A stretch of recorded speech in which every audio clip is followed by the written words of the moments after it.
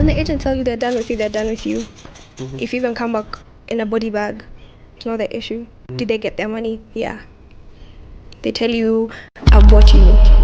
Africans in Middle East countries are like art. They will stop and stare. Because you're different. Mm-hmm. You're visibly different. So that's when now the abuse heightens. Of course, when you go there, maybe the first week, they'll start shouting at you, saying, oh, you're dirty because of your skin color, you're smelling, move there. Just the most dehumanizing thing you could ever think of. They take away the clothes.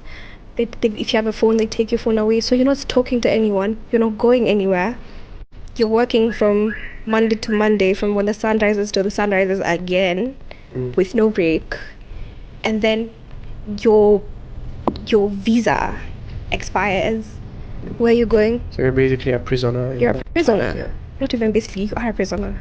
But the people who've slept with dead bodies, slept in their own urine and feces, they've gone without food for God knows how long, people who've been raped at gunpoint.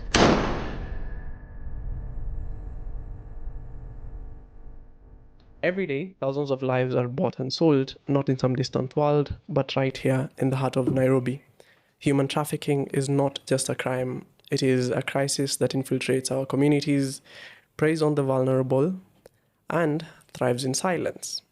Today, we are pulling back curtains. We will hear the stories, uncover the hidden networks, and ask the tough questions. Joining me is someone who has been in this field and dedicated their life to fighting this battle. Councillor Bonareri, welcome to The Truth We Ignore. We'll start with, how does a person go from living a normal daily life to finding themselves in this dark world of human trafficking? I think I'm gonna start with thanking you guys for having me on the pod. I'm very excited, especially shedding light on a topic that's not really spoken on. It's quite bold. So I'm just gonna start by giving a bit of the definition of human trafficking in itself.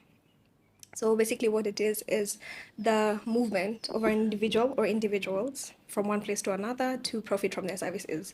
It could be labor exploitation, it could be sex work, name it. As long as I'm profiting from you in a different location, that's trafficking. I don't think anyone wants to be found in that space, but living in Kenya, of course, you know how our economy is bottom of the barrel, and everyone is looking for funds. You have kids, you have a family, you have so many people. Your friends also at times depend on you, and our what our poverty line is way at the bottom compared to other African countries. Of course, we're doing well as we grow, but you're looking at it, you're like, if you're told you're gonna be earning 22,000, 25,000 in a different country. Yeah. And in Kenya, the minimum wage is about 15,000 Kenyan shillings. You take it. It's unpaid care work, which is also not really tabled in It's Kenyan a bit promising, roundtables. yeah. Yeah, so you're looking at it, you're just like, I do this for free. I clean, I cook, I take care of kids for free. What's 25K in a new country? I get to have the experience of saying, I boarded that flight to another country. Yeah. It's a dream that is sold to you, right? So it's enticing in terms of, and it's not only domestic workers that because like house nannies or managers or what, even nurses. Nurses as well. Yeah, it's Okay. not only the Like aunties in the house. You're told you're unskilled kind of labor. Yeah, that's the word. It's not only unskilled type of labor. You're told maybe you're a nurse and you're going to be earning 90 to 120K in a month. Just being a caregiver. You're a driver, you're being told you're going to be earning 50,000 Kenyan shillings. You're a farmer, you farm for free at home in your rural area. You're being told, come, let me take you to this farm, and you're going to be earning 60 something. I'm going to go. They're like, so what's the value like? Are there success stories and on the other side as well?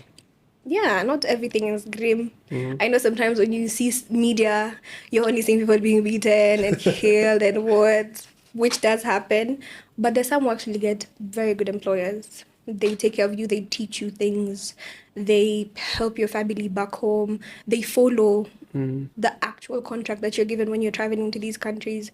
They ensure that your stay there is not sour. So some are great stories. Yeah.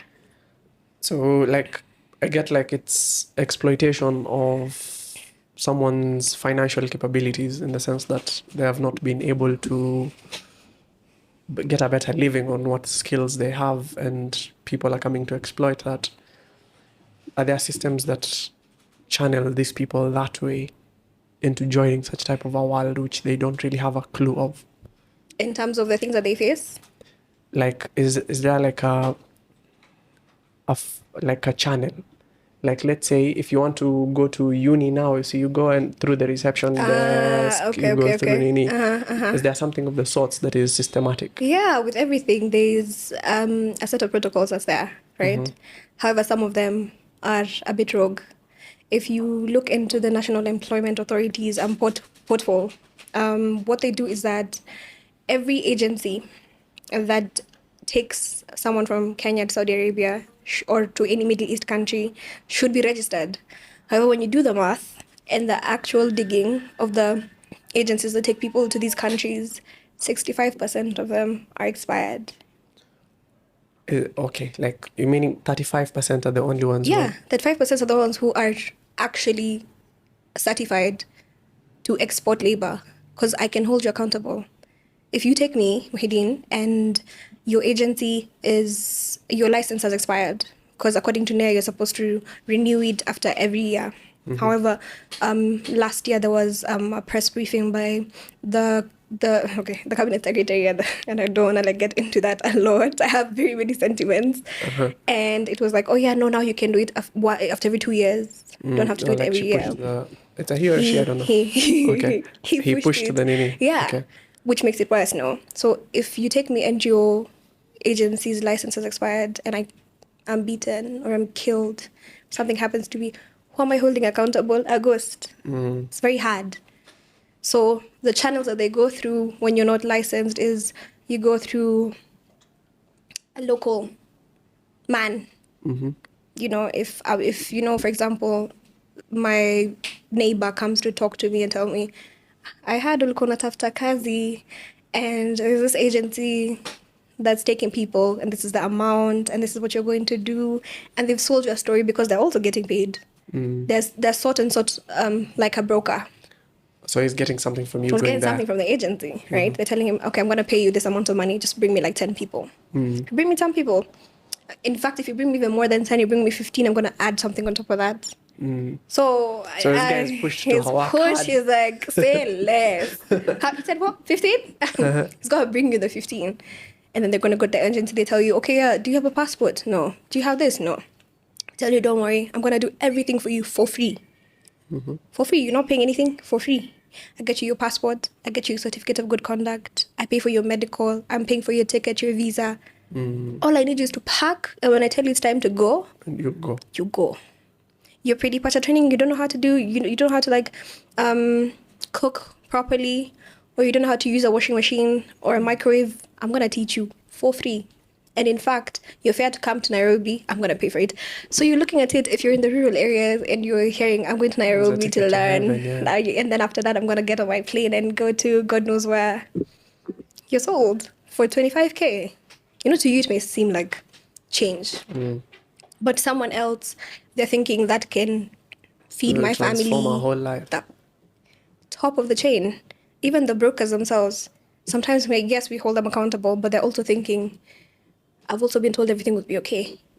They don't know what's happening behind the scenes. They've never been to Middle East countries or any other host country that violates human rights at all. So they're like, I'm doing you a favor. In fact, when you come back, you're going to thank me. So it's broker, agency after agency. You go to the airport, you're off. You get there, you realize the agency that even took you isn't the agency that's on the contract. It's a different agency. Start getting confused. So who are you holding accountable? Yeah. When does it start going wrong? Oh, can I be honest? Yeah. I feel like it starts going wrong from jump when you're dealing with a shady agent.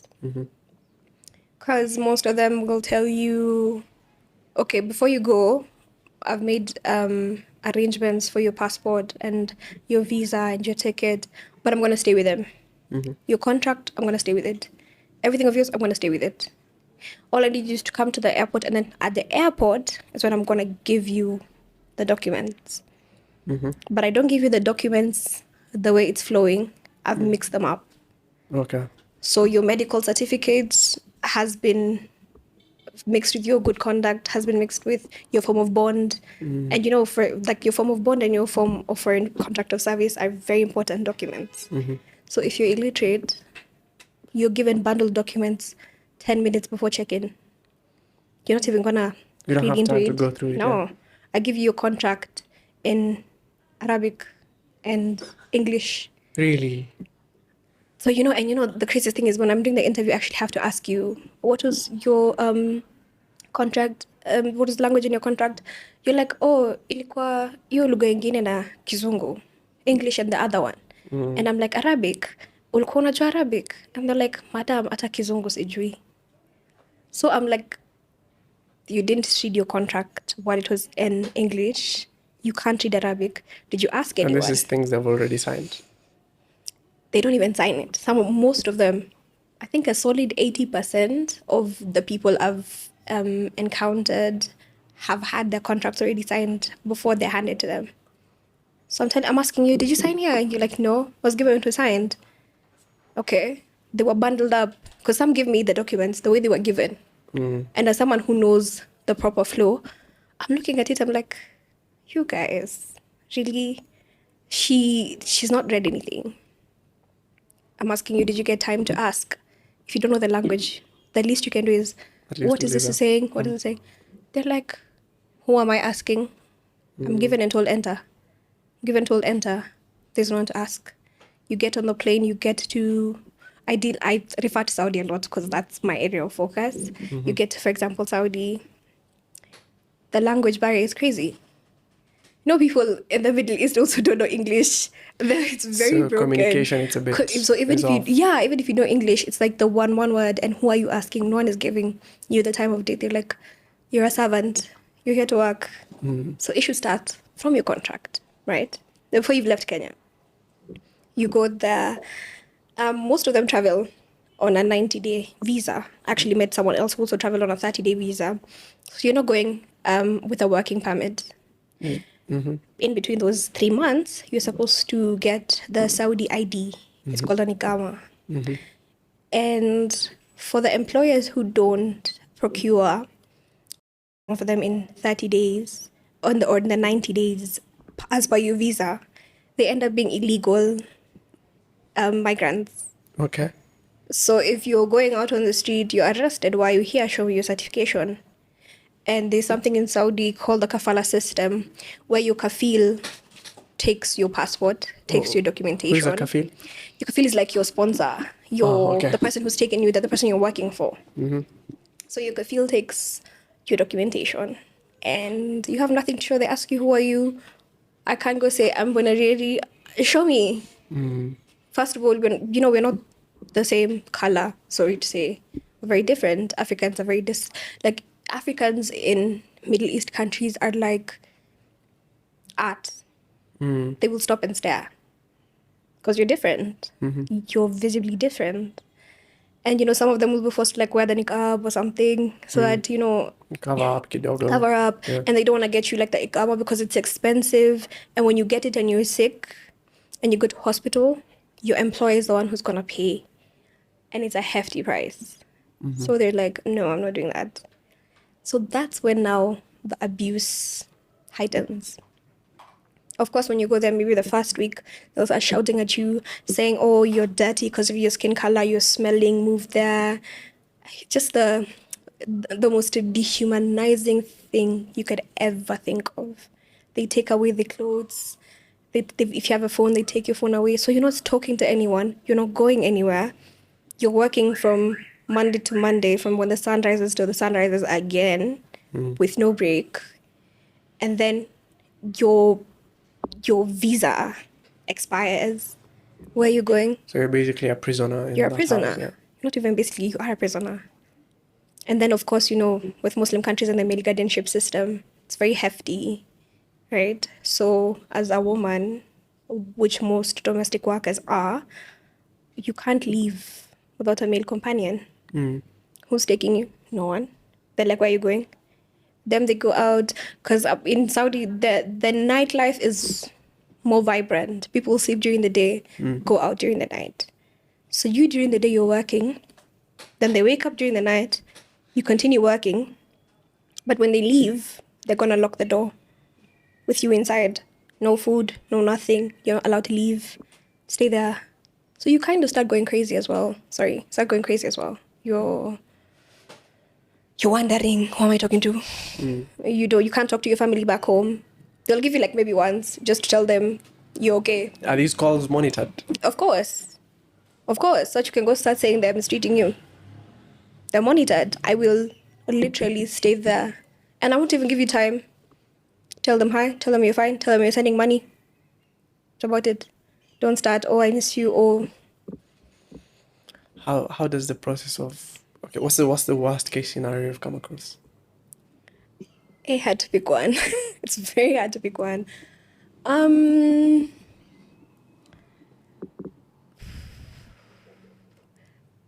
think like those are in two instances. Because I feel like I had the answer for that one already. But now I'm like, damn. There's a lady who was raped. She was beaten. She was stabbed while being raped in her private areas, in her back, in her hands.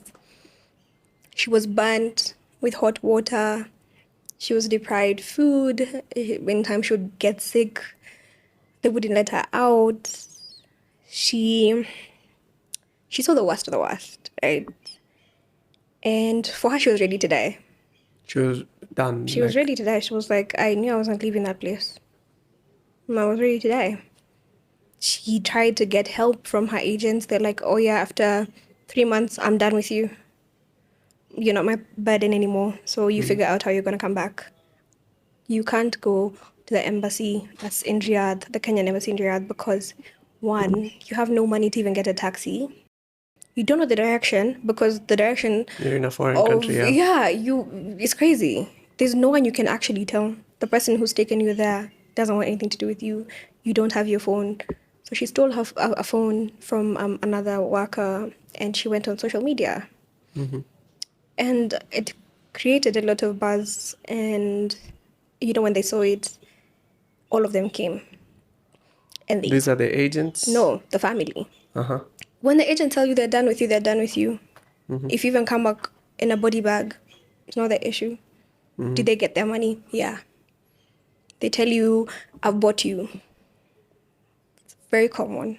I've bought you. Mtu anakwambia umenunuliwa. Yeah, I've bought you. Tell you, unajua nimekununua pesa ngapi? So when I say work, you work. If I'm calling you a slave, you're a slave.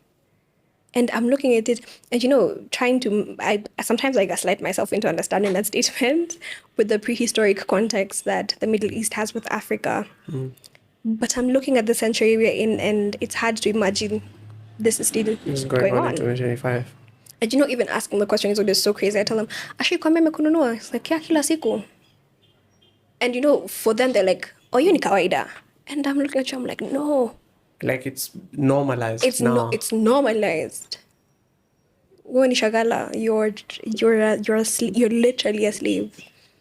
When they tell you go work at my sister's house, at my cousin's house, you work, and the houses are from God knows what floor, all the way till down, and it's just you. I don't complain. I've bought you. I bought you for a lot of money, and they're like, if you want to leave, you pay me back the money that I spent to get you. Then you can go. I'm poor. You're telling me you bought me for like hundreds of thousands, some 500,000, some 700K.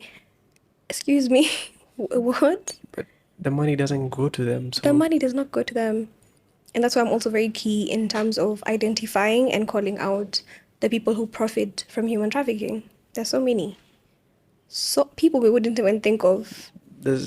Could it be involving, is it just agencies, or does the It's government also more play a than role in this? that. Because Ruto came up with this concept, yaku, Pelekawatu. yeah.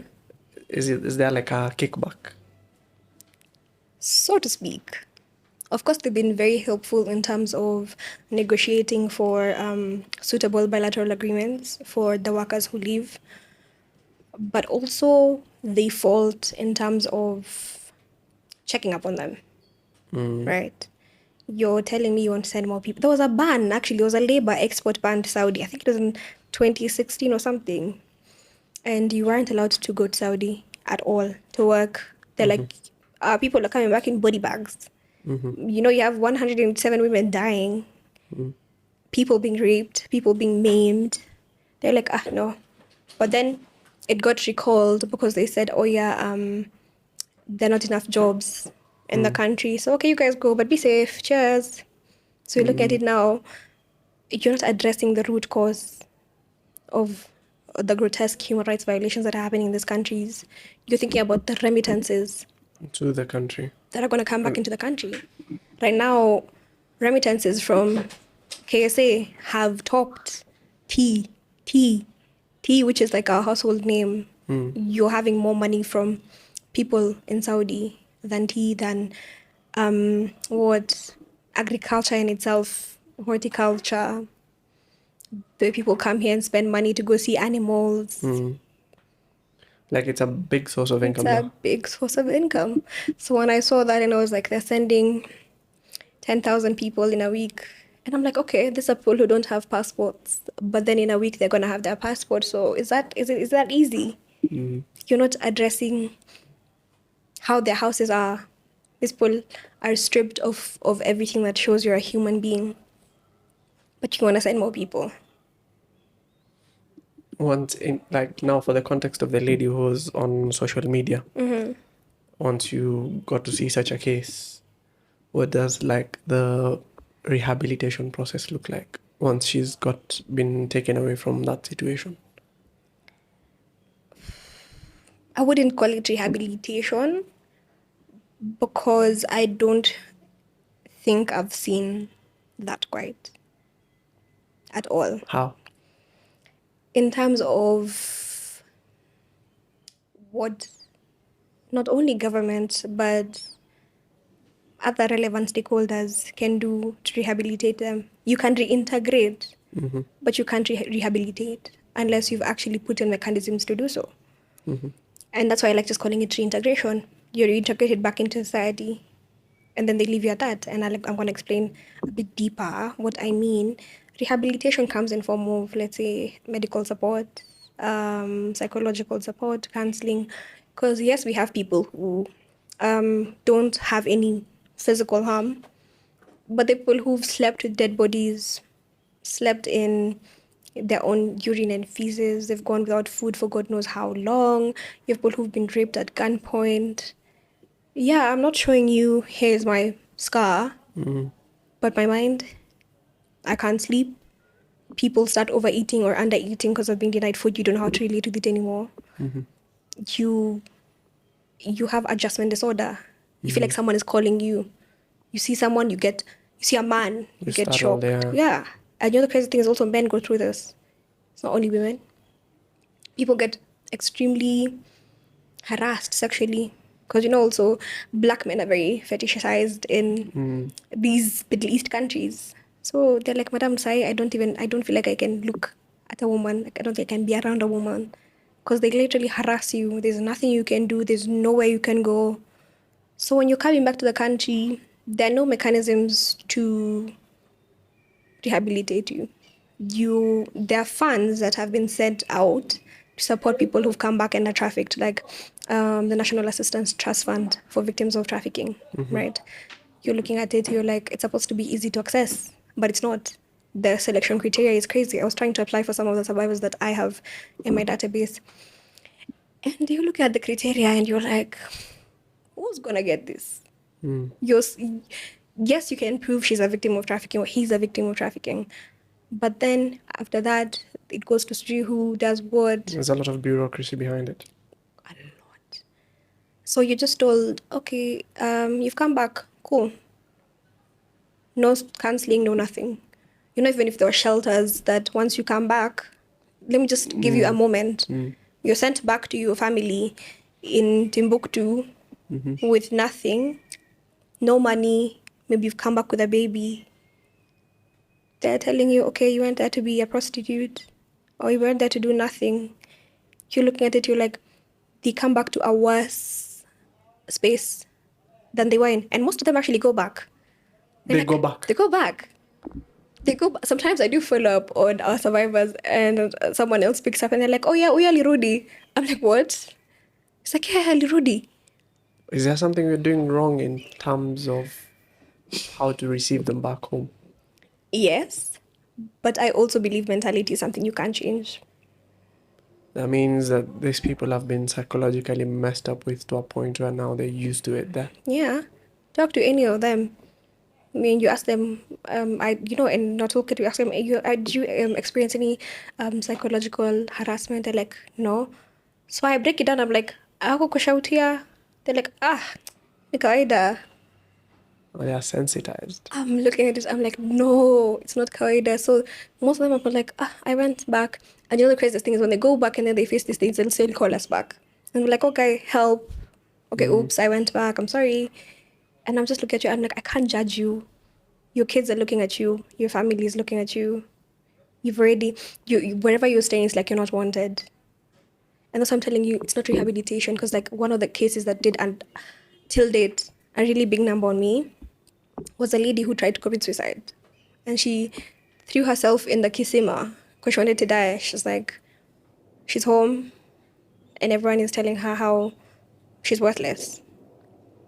He's like, oh yeah, so you said how you're going to take us out of the gutter, and then look, we're still the same. Wait, this incident of her attempting suicide, was it in Kenya or? No, in Kenya. When she came back, no one looks after you when you're back. There's a document called Form of Bond that actually states that if anything happens to you in your host country, it's the mandate of the government to actually support in sending you back, right? It's like a bond that the agency pays. It's about 60,000 Kenyan shillings, and they're like, oh yeah, that's the money. So in case anything happens, that money, which is supposed to be in a kitty, is supposed to be what can be pulled out to ensure your swift and safe repatriation. But that never happens. You're Where does it go? hearing fundraisers. Where does the money go? Where does the money go? Maybe one day I'll be able to tell you. I'm still researching on that. But you look at people conducting fundraisers, even in terms of people who've died in Saudi, and we get cases and the people are telling us, oh, we need your help. We're from a poor family, and we're being told to raise close to 500K to send her body back. How do you start? Where do you start? It's not rehabilitation. It's reintegration back into society. And they leave it at that. Yeah. So, on a personal level, like you're in a field where you just meet people who are basically depressed, thinking of suicide. What does it do to you? Personally, I've learned how to separate my emotions from the work that I do. And I'm sure also you have. So we're very different. And first it was hard because I'm human and I feel things. And when I see someone crying and I can't help you,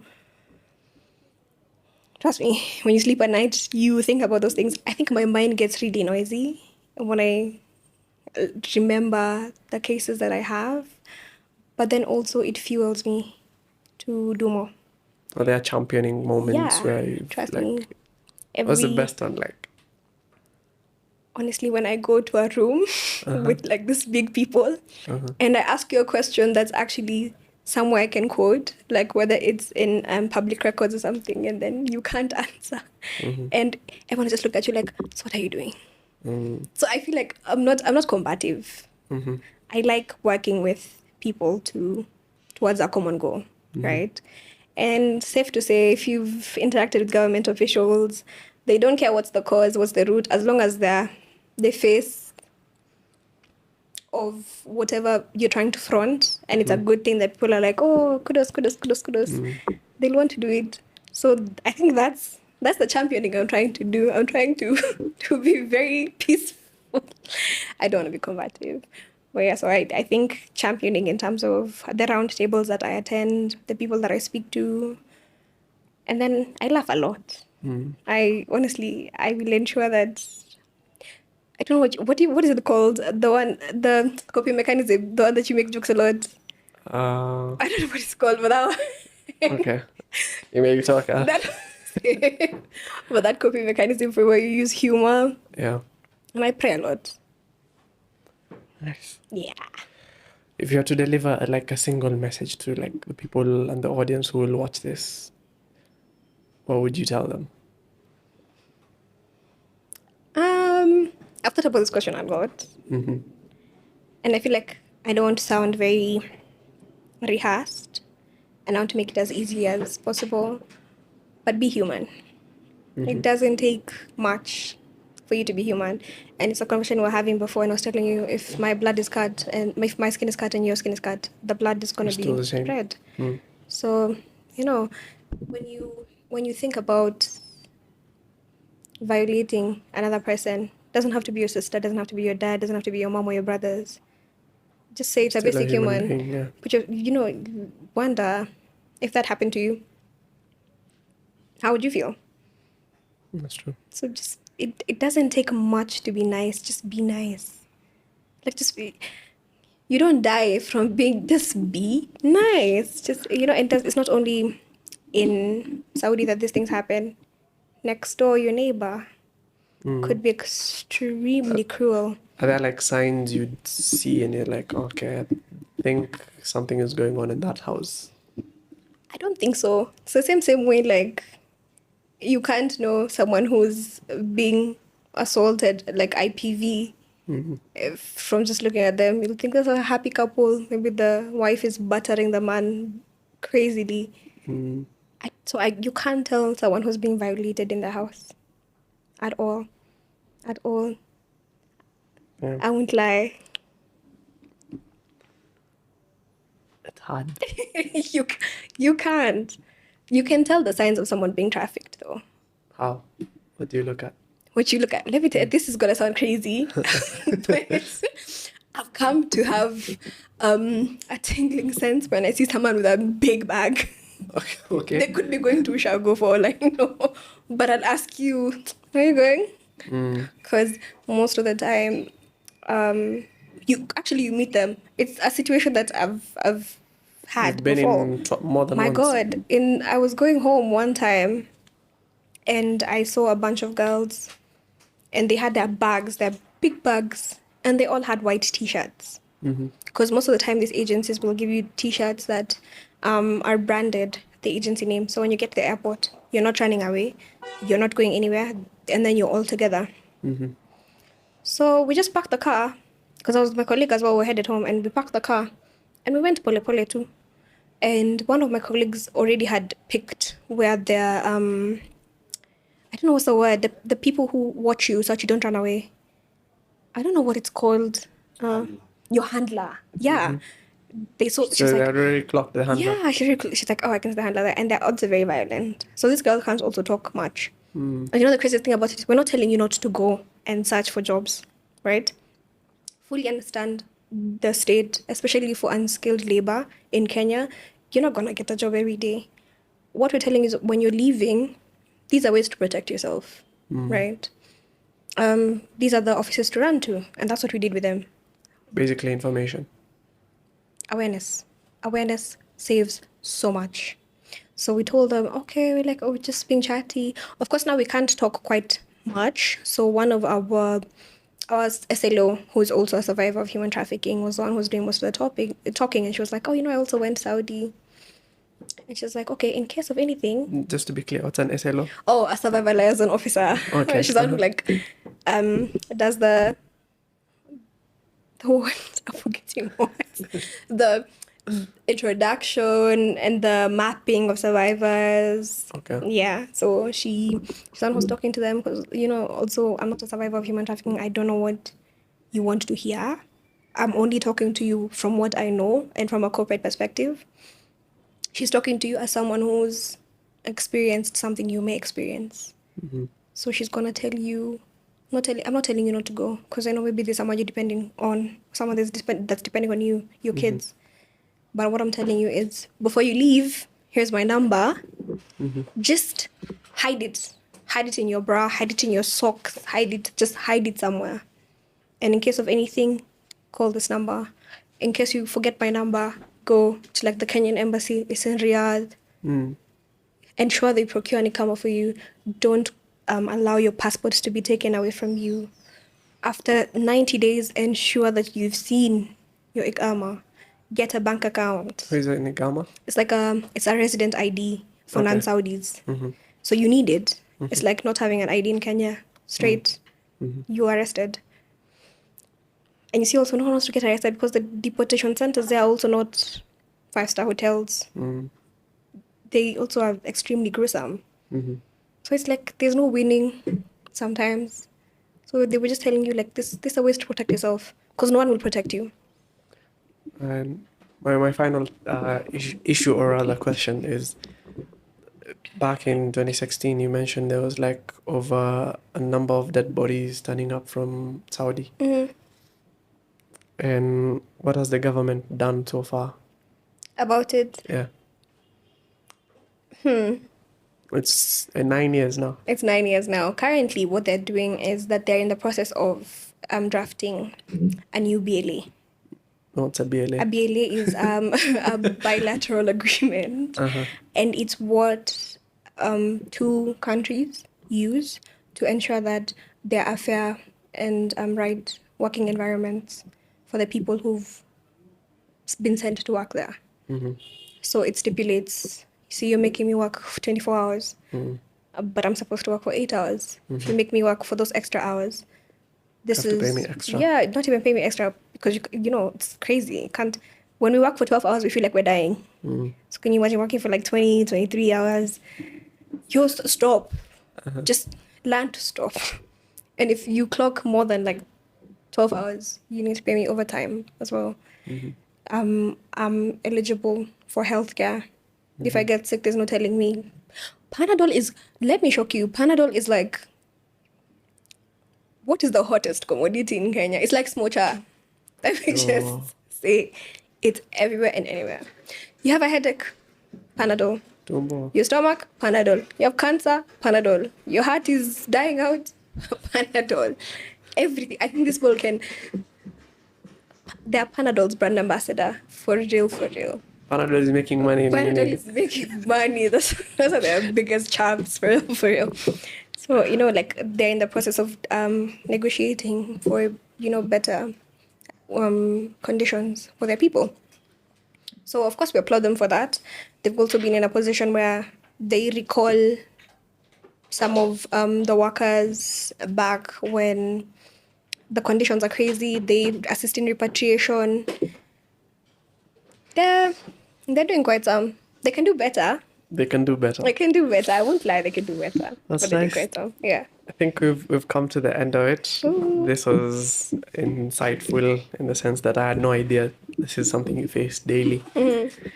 Yes, your field and our fields, they kind of cross much in terms of how you can identify someone who's going through trafficking or violence of any sorts. But not from a legal standpoint. I never knew this. Yeah. So to the audience, if this conversation has moved you, don't let it end here. Share this with your colleagues, educate someone, let them know what kind of signs to look out for. And to those who are going through it, there is hope. That's the best I could tell you. And thank you for listening. Laughing Lab Coats. This was The Truth We Ignore. Dr. Mahideen, peace out.